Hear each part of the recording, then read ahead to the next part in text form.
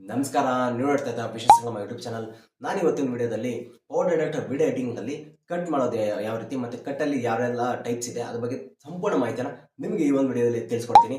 ಇಂದಿನ ವಿಡಿಯೋದಲ್ಲಿ ನಾನು ಪವರ್ ಡೈರೆಕ್ಟರ್ನ ಬೇಸಿಕ್ ಆಗಿ ಆ ಟೂಲ್ಸ್ ಬಗ್ಗೆ ತಿಳಿಸ್ಕೊಟ್ಟಿದ್ದೆ. ಅದರ ಮುಂದುವರೆದ ಭಾಗ ಈ ಒಂದು ವಿಡಿಯೋ. ಈ ವಿಡಿಯೋ ತುಂಬ ಇಂಟ್ರೆಸ್ಟಿಂಗ್ ಆಗಿರ್ತದೆ, ದಯವಿಟ್ಟು ಕೊನೆವರೆಗೂ ನೋಡಿ. ವಿಡಿಯೋನ ಶುರು ಮಾಡ್ತಾ ಮುಂಚೆ ನಿಮ್ಮನ್ನು ನನ್ನ ಯೂಟ್ಯೂಬ್ ಚಾನಲ್ಗೆ ಸಬ್ಸ್ಕ್ರೈಬ್ ಆಗಿಲ್ಲ ಅಂದರೆ ದಯವಿಟ್ಟು ಕೆಳಗಡೆ ಕಾಣುವಂಥ ಸಬ್ಸ್ಕ್ರೈಬ್ ಬಟನ್ನ ಕ್ಲಿಕ್ ಮಾಡಿ ನನ್ನ ಮುಂದಿನ ಎಲ್ಲ ಅಪ್ಡೇಟ್ಸ್ಗಾಗಿ. ಬರೀ ಮತ್ತೆ ಕಡ ವಿಡಿಯೋನ ಶುರು ಮಾಡೋಣ. ಪವರ್ ಡೈರೆಕ್ಟ್ ಓಪನ್ ಮಾಡಿದ ತಕ್ಷಣ ಈ ರೀತಿ ನಮಗೆ ಇಂಟರ್ಫೇಸ್ ಕಾಣಿಸುತ್ತೆ. ಇಲ್ಲಿ ಹೋಮ್ ಮತ್ತು ಮೀಡಿಯಾಸ್ ಲೇಯರು, ಕೆಳಗಡೆ ಪೆನ್ಸಿಲ್ ಥರ ಬಟನ್ ಕಾಣಿಸುತ್ತೆ, ಅದು ಎಡಿಟ್ ಬಟನ್ನು. ಈ ರೀತಿಯ ಆಪ್ಷನ್ಸ್ ಕಾಣಿಸುತ್ತೆ. ನಮಗೆ ಒಂದು ಫೈಲ್ನ ಇನ್ಸರ್ಟ್ ಮಾಡ್ಕೊಬೇಕಂದ್ರೆ ಇಲ್ಲಿ ಪ್ಲಸ್ ಅಂತ ಕಾಣಿಸುತ್ತೆ, ಅದ್ಮೇಲೆ ಟ್ಯಾಪ್ ಮಾಡ್ಬೋದು. ನಮಗೆ ಇಲ್ಲಿ ಮೀಡಿಯಾಸ್ ಕಾಣಿಸುತ್ತೆ, ಅದರಲ್ಲಿ ನಮಗೆ ಬೇಕಾದಂಥ ವೀಡಿಯೋಸು ಮತ್ತು ಫೋಟೋಸ್ ಯಾವ್ದು ಬೇಕೋ ಅದನ್ನ ನಾವು ಆಯ್ಕೆ ಮಾಡ್ಕೊಬೋದು. ನಾನೀಗ ಒಂದು ಕ್ಲಿಪ್ಪನ್ನು ಆ್ಯಡ್ ಮಾಡ್ಕೊತಾ ಇದ್ದೀನಿ.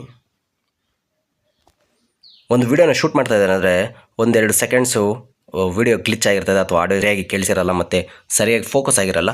ಅದಕ್ಕಾಗಿ ನಾನು ವಿಡಿಯೋ ಎಡಿಟಿಂಗಲ್ಲಿ ಆ ಒಂದು 2 ಸೆಕೆಂಡ್ಸ್ನ ಕಟ್ ಮಾಡ್ತಾಯಿದ್ದೀನಿ.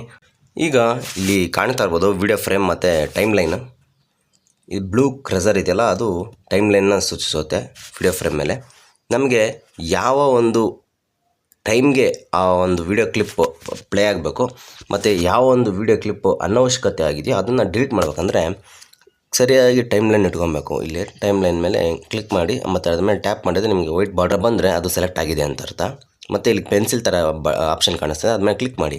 ಇಲ್ಲಿ ಸ್ಪ್ಲಿಟ್ ಅಂತ ಇದೆ, ಅದ್ರ ಮೇಲೆ ಕ್ಲಿಕ್ ಮಾಡಿ. ನಿಮಗೆ 2 ಹೋಲ್ ಆಗುತ್ತೆ. ಬೇಡದೇ ಇರೋಂಥ ಕ್ಲಿಪ್ನ ಸೆಲೆಕ್ಟ್ ಮಾಡ್ಕೊಳ್ಳಿ ಮತ್ತು ಡಿಲೀಟ್ ಮೇಲೆ ಕ್ಲಿಕ್ ಮಾಡಿ. ಇದು ಡಿಲೀಟ್ ಆಗಿರುತ್ತೆ. ಇದನ್ನು ಸ್ಟ್ಯಾಂಡರ್ಡ್ ಕಟ್ ಅಂತ ಕರೀತಾರೆ, ಕ್ರಾಸ್ ಕಟ್ ಅಂತ. ಈಗ ಈ ಒಂದು ವಿಡಿಯೋ ಕ್ಲಿಪ್ ಇದೆ, ಇದನ್ನು ನಾನು ಸ್ಟ್ಯಾಂಡರ್ಡ್ ಕಟ್ ಮಾಡ್ಕೊತೀನಿ. ಸ್ಪ್ಲಿಟ್ ಮಾಡಿಕೊಂಡೆ, ಇದು ಸ್ಟ್ಯಾಂಡರ್ಡ್ ಕಟ್ ಆಯಿತು. ಮತ್ತು ಈ ಟೈಮ್ ಲೈನ್ ಕಾಣಿಸಿಲ್ಲ, ಬ್ಲೂ ಲೈನ್, ಅದ್ರ ಪಕ್ಕದಲ್ಲಿ ಬೇರೆ ಒಂದು ವಿಡಿಯೋ ಕ್ಲಿಪ್ನ ಇಂಟ್ರೊಡ್ಯೂಸ್ ಮಾಡಿ ಮತ್ತು ಇದೇ ವಿಡಿಯೋ ಫ್ರೇಮ್ನ ಪ್ಲೇ ಮಾಡೋದನ್ನ ಕ್ರಾಸ್ ಕಟ್ ಅಂತ ಕರೀತಾರೆ. ಎಕ್ಸಾಂಪಲ್ ಕೊಟ್ಟು ತೋರಿಸ್ತೀನಿ ನಿಮಗೆ. ಇಲ್ಲಿ ವಿಡಿಯೋನ ಸೆಲೆಕ್ಟ್ ಮಾಡ್ಕೊಬೇಕು, ಅದಕ್ಕೆ ಹೋಗಿ ವಿಡಿಯೋ ಸೆಲೆಕ್ಟ್ ಮಾಡ್ಕೊತಾ ಇದ್ದೀನಿ. ಫೇಸ್ ಇರೋವಂಥ ಒಂದು ವಿಡಿಯೋ ಇದೆ, ಇದನ್ನು ನಮಗೆ ಎಲ್ಲಿಗೆ ಬೇಕೋ ಅಲ್ಲಿಗೆ ಕಟ್ ಮಾಡ್ಕೊಳ್ಳಿ. ಕಟ್ ಮಾಡಿಕೊಂಡೆ, ಬಟ್ ವಾಯ್ಸ್ ಓವರ್ ಹೋಗ್ತಾ ಇರುತ್ತೆ ಹಿಂದ್ಗಡೆ. ಇಲ್ಲಿ ನಮ್ಗೆ ಬೇಕಾಗಿರೋಂಥ ಕ್ಲಿಪ್ಪನ್ನು ಇಲ್ಲಿ ಇನ್ಸರ್ಟ್ ಮಾಡಿ.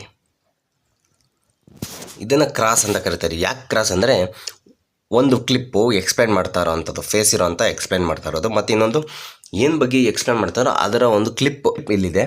ಮತ್ತು ನಂತರ ಅವ್ರ ಫೇಸ್ ರೀಡಿಂಗ್ ಎಕ್ಸ್ಪ್ಲನೇಷನ್ ಮಾಡ್ತಾ ಇರೋಲ್ಲ, ಅದೇ ಕ್ಲಿಪ್ಪು ನಮಗೆ ಇಲ್ಲಿ ಕಾಣಿಸುತ್ತೆ. ಇದನ್ನು ಪ್ಲೇ ಮಾಡಿದರೆ ನಿಮ್ಗೆ ಗೊತ್ತಾಗುತ್ತೆ ಕ್ರಾಸ್ ಕಟ್ ಯಾವ ರೀತಿ ಇರುತ್ತೆ ಅಂತ.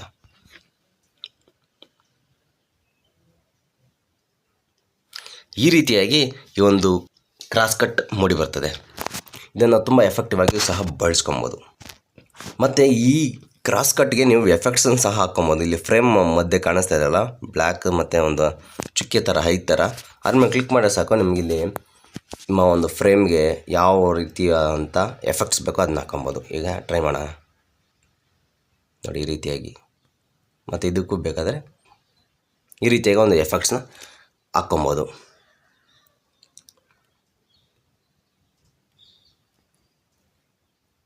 ಈ ರೀತಿಯಾಗಿ ಎಫೆಕ್ಟ್ಸ್ನ ಹಾಕೋದ್ರಿಂದ ವಿಡಿಯೋ ತುಂಬ ಎಫೆಕ್ಟಿವ್ ಆಗಿ ಮೂಡಿ ಬರುತ್ತೆ.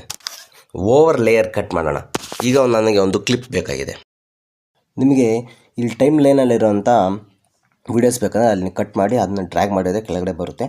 ಅಥವಾ ನಿಮಗೆ ಬೇರೆ ವೀಡಿಯೋನ ಹಾಕಬೇಕು ಅಂದರೆ ಇಲ್ಲಿ ಲೇಯರ್ಸಲ್ಲಿ ಹೋಗಿ ಕ್ಲಿಕ್ ಮಾಡಿದ್ರೆ, ಲೇಯರ್ಸ್ ಮೇಲೆ ಹೋಗಿ ಕ್ಲಿಕ್ ಮಾಡಿದ್ರೆ ಸಾಕು, ನಿಮಗೆ ಯಾವ ವೀಡಿಯೋ ಬೇಕೋ ಯಾವ ಇಮೇಜ್ ಬೇಕೋ ಅದನ್ನ ಓವರ್ ಲೇಯರ್ ಕಟ್ ಆಗಿ ಬಳಸ್ಕೊಬೋದು.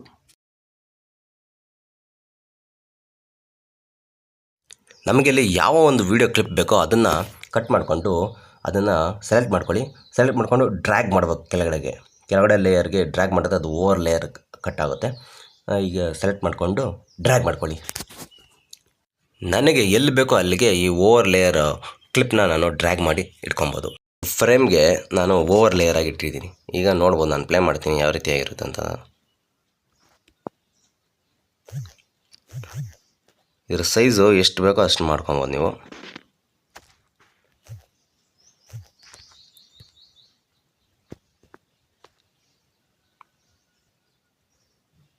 ನೋಡಿ, ಈ ರೀತಿಯಾಗಿ ನಾವು ಇದನ್ನು ಓವರ್ ಲೇಯರ್ ಆಗಿ ಕಟ್ ಮಾಡ್ಕೊಂಡು ಇಟ್ಕೊಬೋದು. ಇಲ್ಲಿ ಮೈನ್ ವಿಡಿಯೋ ಟೈಮ್ ಲೈನ್ ಹೋಗ್ತಾ ಇರುತ್ತೆ, ಅದ್ರ ಜೊತೆಗೆ ಏನು ಎಕ್ಸ್ಪ್ಲೇನ್ ಮಾಡ್ತಾ ಇದ್ದಾರೋ ಅದನ್ನು ಇಲ್ಲಿ ಒಂದೇ ಫ್ರೇಮಲ್ಲಿ ತೋರಿಸೋದಕ್ಕೆ ಇದನ್ನು ಓವರ್ ಲೇಯರ್ ಕಟ್ ಅಂತ ಕರೀತಾರೆ. ಇದಿಷ್ಟು ಇವತ್ತಿನ ಒಂದು ವಿಡಿಯೋ ನಿಮಗೆ ಇಷ್ಟ ಆಗಿದೆ ದಯವಿಟ್ಟು ಲೈಕ್ ಮಾಡಿ, ಶೇರ್ ಮಾಡಿ. ಹಾಗೆ ನನ್ನ ಮುಂದಿನ ಎಲ್ಲ ಅಪ್ಡೇಟ್ಸ್ಗಾಗಿ ನನ್ನ ಒಂದು ಯೂಟ್ಯೂಬ್ ಚಾನಲ್ನ ಸಬ್ಸ್ಕ್ರೈಬ್ ಮಾಡ್ಕೊಳ್ಳಿ. ಸಿಗೋಣ ಮತ್ತೊಂದು ವಿಡಿಯೋದಲ್ಲಿ. ಅಲ್ಲಿವರೆಗೂ ಜೈ ಕನ್ನಡ ಭಾರತಾಂಬೆ.